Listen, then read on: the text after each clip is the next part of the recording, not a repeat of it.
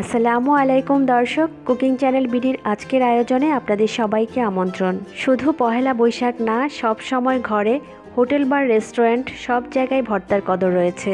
আর সেটা যদি হয় শুটকির ভর্তা, তাহলে তো কোনো কথাই নেই। দর্শক, আমি আজকে তৈরি করব চেপা শুটকির ভর্তা।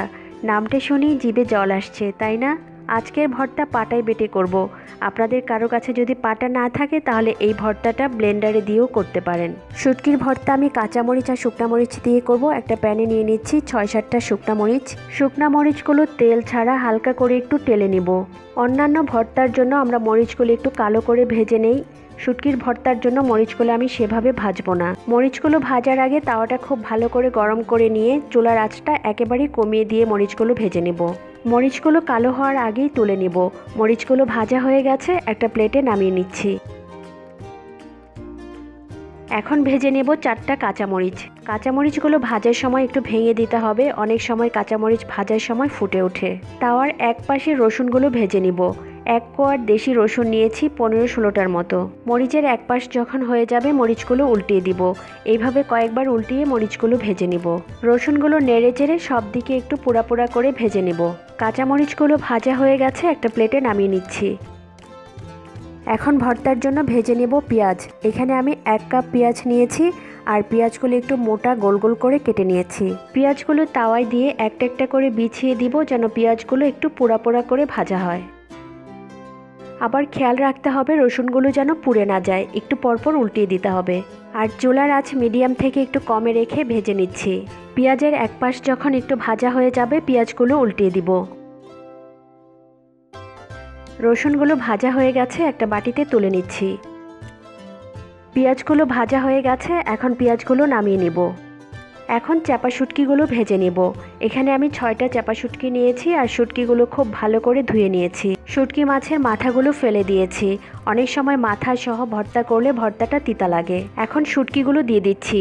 শুটকি ভাজার আগে তাওয়াটা ধুয়ে নিয়েছি যেন তাওয়াটা বেশি পুড়ে না যায়। শুটকিগুলো তাওয়ায় দেওয়ার পর শুটকি মাছ থেকে তেল বের হতে থাকবে। শুটকি মাছের তেল দিয়ে শুটকিগুলো ভাজা হয়ে যাবে। যখন এক পাশ হয়ে যাবে শুটকিগুলো উল্টিয়ে দিব। আর খেয়াল রাখতে হবে শুটকিগুলো যেন পুড়ে না যায়, তাহলে ভর্তাটা কিন্তু তিতা লাগবে। আর শুটকিগুলো ভাজার সময় চুলার আঁচ কমানো থাকবে। কয়েকবার উল্টিয়ে শুটকিগুলো ভেজে নিয়েছি। এখানে শুটকিগুলো ভাজা হয়ে গেছে, আমি চুলাটা বন্ধ করে দিয়েছি। এখন কিছুক্ষণ গরম তাওয়ার মধ্যে রেখে দিব।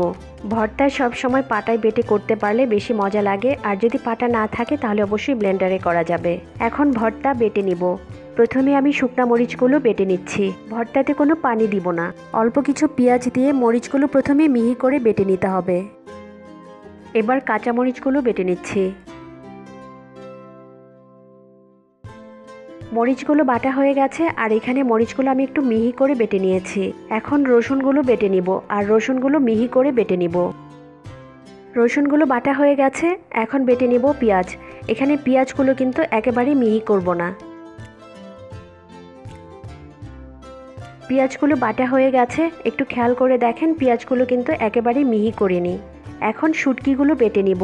শুটকি বাটার সময় দিয়ে দিব পরিমাণ মতো লবণ। শুটকিগুলো খুব ভালো করে বেটে নিতে হবে। এক বাটায় যদি শুটকির কাঁটাগুলো মিহি না হয় তাহলে 2 বার শুটকিগুলো বেটে নিব। শুটকিগুলো খুব ভালো করে বেটে নিয়েছি। এখন সব কিছু একত্রে ভালো করে মিশিয়ে নিব। ভর্তা বানানো হয়ে গেছে, একটা বাটিতে তুলে নিচ্ছি। এই যে তৈরি হয়ে গেল মজাদার চেপা শুটকির ভর্তা। পান্তা ভাত বা গরম গরম ভাত দিয়ে এই ভর্তাটা খেতে খুবই মজা। আমি তো এখনই গরম গরম ভাত দিয়ে ভর্তা খেয়ে নেব। এই ভর্তাটা খেতে কিন্তু খুবই মজা, আপনারা বাসায় ট্রাই করবেন। আশা করি আজকের ভর্তার ভিডিও আপনাদের ভালো লেগেছে।